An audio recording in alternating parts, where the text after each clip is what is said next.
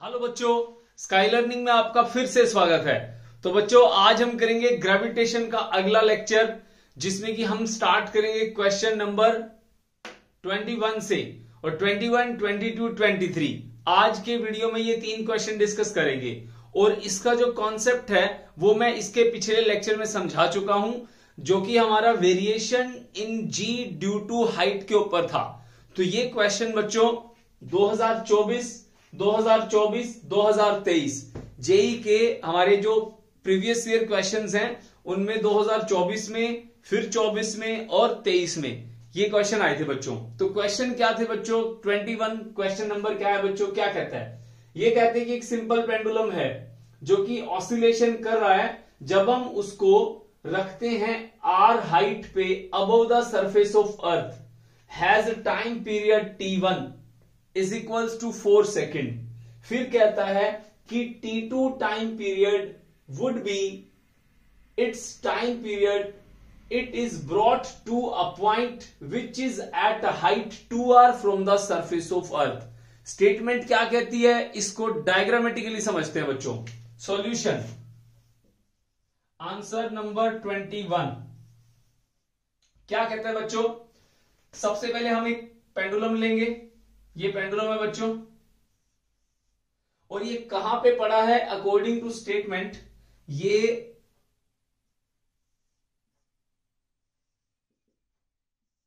हमारी अर्थ है बच्चों।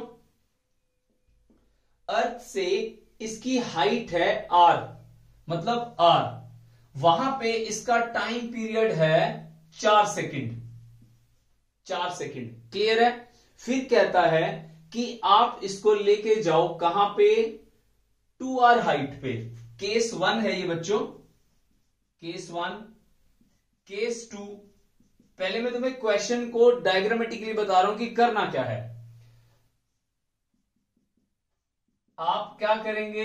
दोबारा इस डायग्राम को बनाएंगे, पेंडुलम को, और इस बार इसकी हाइट आप दिखा दोगे। ये हमारी अर्थ है, ठीक है? तो इस टाइम इसकी हाइट है डबल ऑफ आर, पहले वाले से डबल ऑफ आर। तो इसके टाइम पीरियड को T2 माना है, T2, ठीक है? ओके, तो पता नहीं क्या है, क्वेश्चन मार्क डाल देता हूं। Choose the correct relation, r is the radius of earth, 2T1 is equals to T2, 3T1 is equals to 2T2, 2T1 is equals to 3T2 या T1 इक्वल्स टू T2। आपका इसमें से कोई एक सही जवाब है। क्लियर है बच्चों? तो मैंने इस क्वेश्चन को डायग्रामेटिकली यहां बना दिया। r जो है हमारा यहाँ पे रेडियस ऑफ अर्थ है, तो मैं यहां से बना भी लेता हूं। ये हमारे पास यहाँ पे रेडियस ऑफ अर्थ है बच्चों। क्लियर है? समझ में आ गई बात? तो क्वेश्चन आपको समझ में आ गया होगा। मैं कहना क्या चाहता हूं, आप इसको खुद से ट्राई भी कर सकते हो। अगर नहीं आता कोई बात नहीं, मैं कंटिन्यू हूं, आप इसको ट्राई करो। ठीक है बच्चों? ओके, तो क्या कहता है बच्चों ये? अब देखो बच्चों, हमें ना इसकी बेसिक चीज क्या पता होनी चाहिए। क्लास 11th में time period of simple pendulum आपने पढ़ा होगा, ठीक है? T is equals to 2 pi root L by G. अगर आप अभी क्लास 11th में हैं, तो अगर ग्रेविटेशन चैप्टर ही पढ़ रहे हैं, तो ये चैप्टर हमारा आगे जाकर के आएगा, ऑसिलेशन एंड वेव्स। तो आपने इस फॉर्मूला को जनरली डायमेंशन में पढ़ा होगा, T is equals to 2 pi root L by G. ठीक है बच्चों, ये फॉर्मूला होता है। L length of pendulum, G acceleration due to gravity. G मतलब जो वैल्यू ऑफ ग्रेविटी होती है। ये कहां पे होता है? सरफेस पे। तो ये कहां होता है बच्चों? सरफेस पे। तो मैं तीसरा केस बना लेता हूं एक बार। सरफेस अपनी तरफ से बना रहा हूं, जो कॉमन है दोनों में, हमें ये पता होना चाहिए। सरफेस पे कितना होता है time period? 2 pi root L by G, ये होता है बच्चों। क्लियर है? सरफेस पे। अब यहां पे सरफेस से ऊपर हैं, यहां पे उससे डबल ऊपर हैं, ये हम सरफेस पे हैं। तो मैं तीसरी अर्थ भी बना देता हूं एक बार। ये हम जी यहां पे हैं, ठीक है? तो ये हमारा पेंडुलम है, ये रेडियस हो गया, तो यहां पे वैल्यू ये होती है। क्लियर है? अब हमें क्या पता होना चाहिए, जब हम इस हाइट पे हैं तो यहां पे ग्रेविटी कितनी होगी? क्लियर है? ग्रेविटी कितनी होगी यहां पे? ग्रेविटी इस पॉइंट पे, यहां पे, तो यहां पे ग्रेविटी की वैल्यू मान लो मैं लिख देता हूं, ग्रेविटी जब आपका टाइम t1 होता है, ठीक है, तो ग्रेविटी t1 लिख देता हूं इसको, t1 टाइम पे ग्रेविटी। तो इसका फॉर्मूला क्या होगा? पहले फॉर्मूला लिखते हैं बच्चों। Formula t is equals to 2 pi root L by G. तो g की वैल्यू t1 है, ठीक है, हमें टाइम तो पता है इसकी वैल्यू 4 सेकंड है, बट एक बार हम यहाँ पे इफेक्टिव ग्रेविटी भी निकाल लेते हैं, ठीक है। तो कितना होगा GT1? फॉर्मूला होता है r का square divide by r plus H square सारे का मल्टीप्लाई g। तो ये मैंने पिछले वीडियो में कराया था, variation in g due to height, जब हाइट यहां पे comparison to radius of earth होती है। तो यहां पे h की वैल्यू r डाल दो बच्चों, तो ग्रेविटी की वैल्यू कितनी हो जाएगी यहां पे? t1 जब टाइम पीरियड है, r का स्क्वायर r प्लस r का होल स्क्वायर सारे का मल्टीप्लाई g। तो कितना हो गया बच्चों? 2r का स्क्वायर क्या हो जाएगा? 4r का स्क्वायर। तो ग्रेविटी t1 क्या हो गया? r का स्क्वायर डिवाइड बाई 2r, और मैं इसको सीधा लिख लेता हूं 4r का स्क्वायर, और इनटू में ग्रेविटी, ये कट गया बच्चों। तो ग्रेविटी जो सरफेस पे होती है उसका 1/4 हो जाता है। क्लियर है? जो सरफेस पे ग्रेविटी होती है उसका 1/4 हो जाता है। तो मैं इस डायग्राम को मिटो रहा हूं बच्चों। तो टाइम पीरियड पहले केस में जब हाइट कितनी है? r है, तो ग्रेविटी की वैल्यू कितनी हो जाएगी हमारे पास? g/4। टाइम पीरियड t1 की वैल्यू जो हमें दी हुई है 4 सेकंड, उसको मैं लिख रहा हूं in terms of gravity, root l by g/4। g/4 लिख दिया बच्चों। तो इसको मैं थोड़ा और अच्छे से लिख लूं, 2 पाई और रूट l बाय g, ऊपर 4 आ जाएगा, तो इसके यहां पे डबल आ गया बच्चों, यहां डबल आ गया। क्लियर है? यहां पे t1 लिख लेता हूं, ये क्या है? सरफेस। तो t1 ये सरफेस है ना, सरफेस, तो t सरफेस का डबल। चलो जी, क्लियर हो गया यहां तक? अभी क्वेश्चन और क्लियर होएगा। अच्छा, अब आ जाए यहां पे, जब हम 2r हाइट गेन करते हैं तो स्टेटमेंट समझ में आ गई ना? मुझे इसको रब करना पड़ेगा, ठीक है। अभी हम इसकी ग्रेविटी निकालेंगे।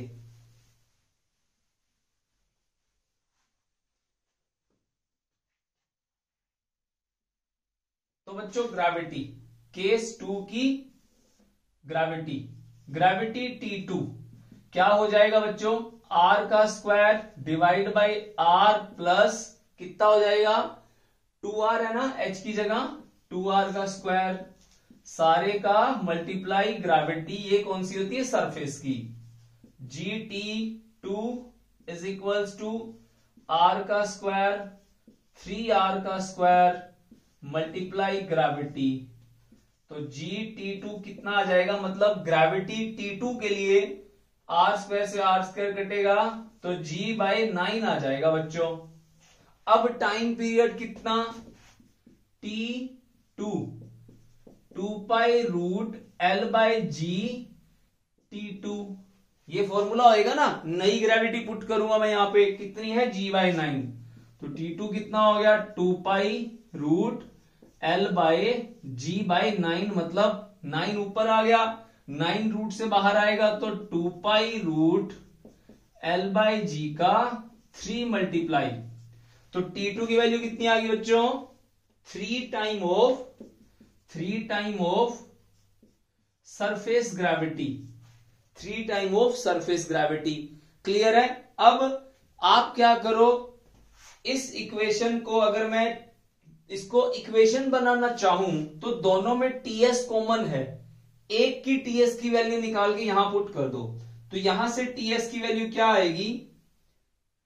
टीएस की वैल्यू t/2, मतलब t1/2। तो इस वैल्यू को आप यहां पुट कर दो, ठीक है। तो क्या आ गया?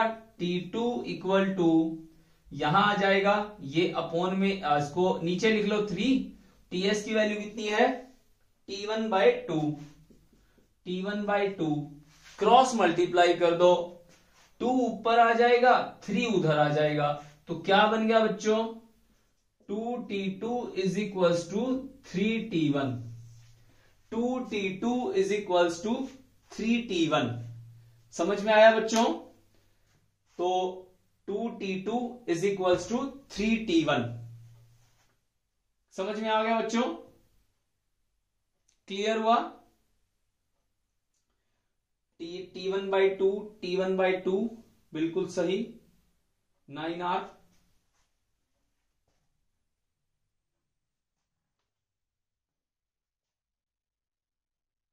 ऑप्शन कौन सा है हमारा इसके अंदर? 3T1 2T2 B. ठीक है बच्चों, 3T1 है और 2T2 है, ये हमारा आंसर आ गया बच्चों। क्लियर हुआ? समझ में आ गया? ओके, अगला सवाल, इसको नोट कर लो, इसका स्क्रीनशॉट ले लो, कोशिश करो इसको साथ साथ लिखा करो, ठीक है? ओके बच्चों, अगला सवाल करते हैं हम, क्वेश्चन नंबर 22। क्या कहता है? इसको मिटो रहा हूं बच्चों।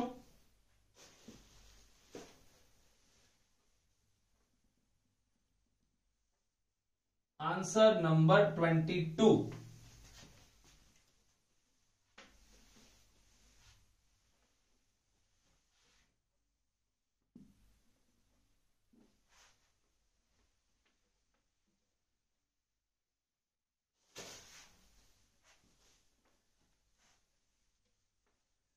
तो बच्चों अगला क्वेश्चन हमें क्या कहता है? स्टेटमेंट पढ़ो, ठीक है, और उसको खुद से डायग्रामेटिकली शो करो, कह क्या रहा है।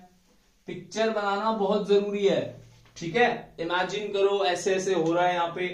ओके, आंसर नंबर 22 क्या कहता है? The acceleration due to gravity on the surface of earth is G. चलो लिखो, बना ली। अर्थ, ये हमारा इसका रेडियस है आर, ये है इसका सरफेस, सरफेस, यहां ग्रेविटी है जी। फिर क्या कहता है? If the diameter of the earth is reduces to half of its original value and mass remains constant. चलो जी, इसको छोटा कर दिया, इसका छोटा कर दिया मतलब इसको मैंने श्रिंक कर दिया, तो कितना डायमीटर है? If the diameter of the earth reduces to half, original diameter कितना है?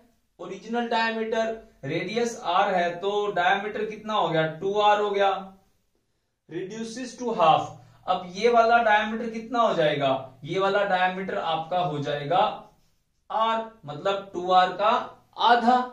तो यहां पे नया रेडियस कितना हो जाएगा? R/2। क्लियर है? क्योंकि डायमीटर जो होता है वो हमारा रेडियस का डबल होता है, तो रेडियस क्या होगा? डायमीटर का आधा। अच्छा, क्या चाहता है? मास कांस्टेंट है बच्चों, तो मतलब m इस केस में भी है, m इस केस में भी है। Then the acceleration due to gravity इसका कितना होगा?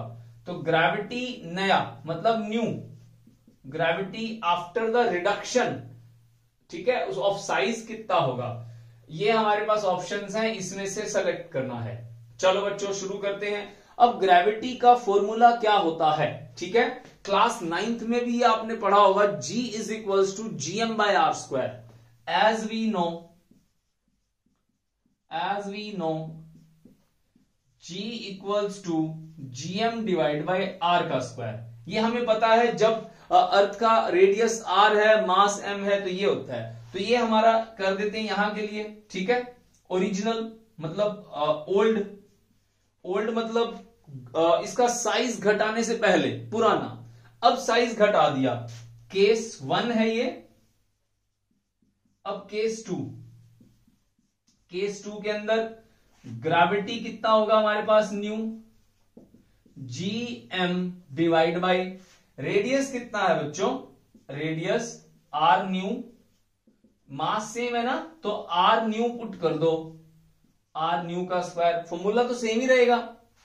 तो ग्रेविटी न्यू क्या हो गया? GM/, कितना हो गया इसका ये आर न्यू है r/2, तो r/2 का होल स्क्वायर हो गया।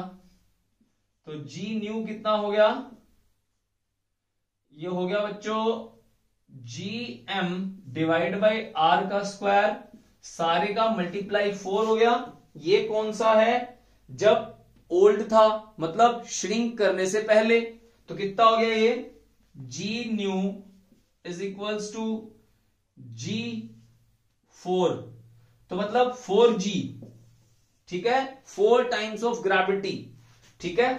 तो ये g मैं सही लिख दूं ऐसे, ठीक है, नहीं तो 2 लगता है दिखने में ना, कई बार मुझे भी कंफ्यूजन हो जाता है, ठीक है। 4g option number A clear है, समझ में आ गया। जब रेडियस r था तो ग्रेविटी कितनी है gm/r², और जब रेडियस कितना हो जाता है r/2 हो जाता है, जब डायमीटर को रिड्यूस कर देते हैं तो ग्रेविटी कितनी हो जाती है हमारी नई 4 times of old gravity. Clear हो गया बच्चों, समझ में आ गई बात। ओके, अगला सवाल 23, इसको नोट करो या इसका स्क्रीनशॉट लो।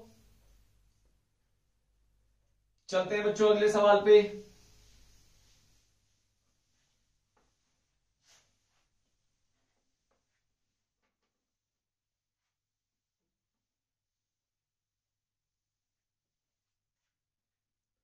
Question number 23, answer number 23, clear है। Okay, the radius of the 2 planets A and B R and 4R। पहले रेडियस, पहले हम प्लैनेट बना लेते हैं। प्लैनेट है बच्चों, एक हमारे पास प्लैनेट है ये एक, फिर एक प्लैनेट है B, इसका नाम है A, इसका नाम है B। जो बोल रहा है उसको डायग्रामेटिकली शो कर लो। बना दिया। रेडियस है R, इसका रेडियस है 4R, तो 4R है तो हम इसको थोड़ा बड़ा दिखा देते हैं। लो, इसका रेडियस है 4 टाइम्स ऑफ R, नाम है इसका B, ठीक है। तो डेंसिटी कितनी है इसकी, रो है, इसकी कितनी है डेंसिटी, ρ/3 है। Okay, the ratio of acceleration due to gravity at the surface this, surface पे ग्रेविटी, सरफेस पे ग्रेविटी बच्चों, सरफेस पे ग्रेविटी कितनी है, इसकी वैल्यू कितनी है, सेम वही 2 मिनट पहले करवाया है। कितनी ग्रेविटी होती है सरफेस पे, G इज इक्वल्स टू, मतलब ग्रेविटी ऑफ A क्या हो गई, gm डिवाइड बाई r का स्क्वायर। अब ये इन टर्म्स ऑफ डेंसिटी बात कर रहा है, तो यहां पे आपको दिख रहा है कि रेडियस 4R है और डेंसिटी ρ/3 है, तो आपको ग्रेविटी को इन टर्म्स ऑफ डेंसिटी कन्वर्ट करना होगा। समझ में आ गया। तो कैसे करेंगे बच्चों, देखो डेंसिटी का फॉर्मूला होता है मास अपॉन वॉल्यूम, इसको मैं लिख लेता हूं m/v। तो मास की वैल्यू क्या हो गई, density into volume. Volume of earth कितना होगा, जो वॉल्यूम ऑफ स्फीयर होता है, क्या होता है बच्चों, ρ/4/3 πr³। ये होता है हमारे पास mass in terms of density and volume. Clear है, पुट करो यहां पे, कितना आ गया ये आ जाएगा बच्चों G, मास की वैल्यू वोरी, ρ/4/3 πr³ अपॉन में r² पहले से है, r² से क्यूब कटा, एक r बचेगा, तो क्या आंसर आएगा, ग्रेविटी ऑफ A कितना हो गया, G4/3 πr। ठीक है, यही आएगा ना। तो इसको थोड़ा मैं ढंग से लिख लेता हूं, ठीक है, दोबारा लिख देता हूं। तो इसकी ग्रेविटी कितनी आ गई बच्चों, ग्रेविटी आ गई हमारे पास, gravity of A equals to 4/3 G ρ/r। लो बच्चों, एक तो हमने सर्च कर लिया इसका ग्रेविटी कितना होगा इन टर्म्स ऑफ डेंसिटी। अब इसका पता करते हैं, ठीक है। तो gravity of B in terms of density कितना होगा, gravity of B, gravity of B G by में R, R कितना है 4R, 4R का स्क्वायर हो गया। M क्या हो गया, एम हो गया डेंसिटी, वॉल्यूम क्या होता है 4/3 पाई और आर, आर क्या है हमारे पास, आर है 4r का क्यूब। अच्छा तो डेंसिटी कितनी है इसकी, मैंने रो पुट किया है ना, रो की वैल्यू कितनी है ρ/3, तो इसका मतलब मैं यहां पे एक बार रो डैश लिख देता हूं, क्योंकि रो डैश से आपको क्लियर हो जाएगा कि मुझे वैल्यू दोबारा पुट करनी है। तो ग्रेविटी एट बी कितना हो गया, जी 4/3 पाई और ये कितना हो गया 64, 4 इंटू 4 इंटू 4 आर का क्यूब डिवाइड बाई 16 आर का स्क्वायर। अब डेंसिटी है ρ/3, ठीक है, मैं इसको अलग से मेंशन कर देता हूं क्योंकि मैंने इसको बाद में पुट किया है। क्लियर है, ओके। अब 16 4 जा 64, आर स्क्वायर से क्यूब कटा, एक आर बचा, और कुछ बच रहा है नहीं, तो ग्रेविटी एट बी कितना हो गया, जी 4 4 जा 16 और 16, फिर उसके बाद पाई आ गया, आर बचेगा, रो बचेगा, डिवाइड में कितना बचेगा 9, ठीक है, 3 3 जा 9, ओके। अब ग्रेविटी एट बी आ गया बच्चों, क्या निकालना है, जीए रेशो जीबी, जीए पता है जीबी पता है। इस डायग्राम को अब मैं मिटो रहा हूं, इसका कार्य खत्म। Final answer G A divide by G B, G A कितना है, ये रहा 4/3 G rho pi R divide by, इनको रखो अब 16/9 जी रो पाई आर। देखो बच्चों 0 पाई आर मर गया, कैंसिल, बचा क्या, पुट कर दो इसको 4/3 9/16, 4 4 जा कितना होता है हमारे पास 4 16 और 3 3 जा 9, तो G A by G B is equal to 3/4, or in the other words we may write it as 3/4. So the answer will be C, 3/4. I hope आपको समझ में आ रहा होगा यहां पे हम लोग क्या टॉपिक पढ़ रहे हैं, किस तरह से क्वेश्चंस कर रहे हैं। ठीक है बच्चों, जो अभी बीच में आए हैं इस वीडियो को देख रहे हैं, उनको ये फॉर्मूला नहीं पता, ये कॉन्सेप्ट नहीं पता कि किस तरह से हम लोग ये जो हाइट वाले हैं, ये जो हम इस पे लगा रहे हैं, ठीक है। तो अब आपको इतना तो समझ में आ रहा होगा, जनरली हम ये पुट कर रहे हैं। जो ये इससे ऊपर वाले क्वेश्चंस थे दो, उसके अंदर जो रिलेशन है वो वेरिएशन ड्यू टू हाइट है, ठीक है। हम ये टॉपिक इसमें यूज कर रहे हैं, मैं मेंशन कर दूंगा, ठीक है। इसके डिस्क्रिप्शन में लिंक डाल दूंगा इसके टॉपिक्स का, जहां पे मैंने इसका पिछला वीडियो डाला था, ठीक है।